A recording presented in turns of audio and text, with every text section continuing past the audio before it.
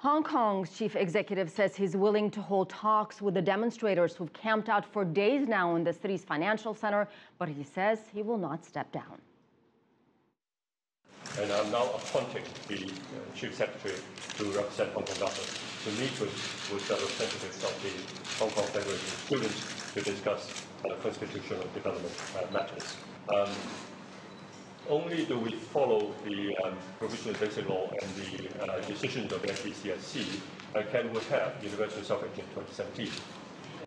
Students are demanding more freedom on choosing the candidates for Hong Kong's next leadership election in 2017. They also want that chief executive to resign. Beijing has supported the Hong Kong leadership. And Chinese Foreign Minister Wang Yi called the protests illegal when he met with U.S. Secretary of State John Kerry. He also urged protesters to go home. And we spoke to Martin Jacques for his insight on the Hong Kong protests. He's a senior fellow at Cambridge University, also author of the book, When China Rules the World, The End of the Western World and the Birth of a New Global Order.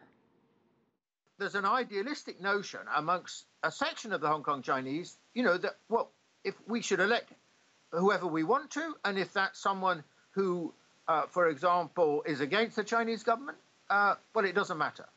So, because let's test the boundaries, and I think that's a minority section of opinion.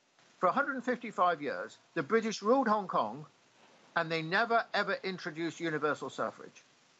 There were bits of suffrage, but they never introduced it. So Hong Kong under the British was never a democracy.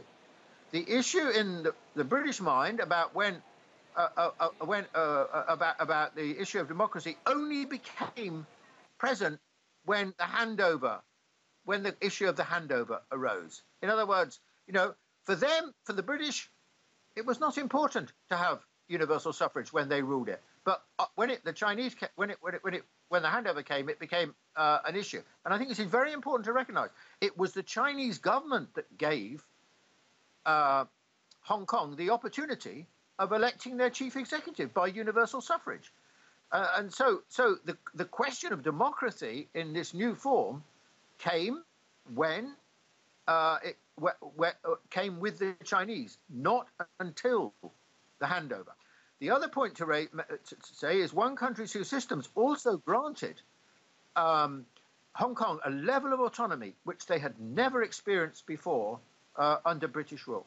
So a whole set of new opportunities were opened up by the handover. Now, I don't think really this is properly appreciated by too many Hong Kong Chinese.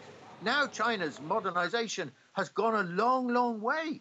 And so Hong Kong has to think, what is our place with China, in China? And you are privileged to be part of the most dynamic, expansive economy in the world. Take your place in it. And so it's very important that Hong Kong stops being standoffish in relation to China and embraces it while also enjoying the fact that it has these special rights under one country, two systems. That was Martin Jacques, fellow at Cambridge University and an author.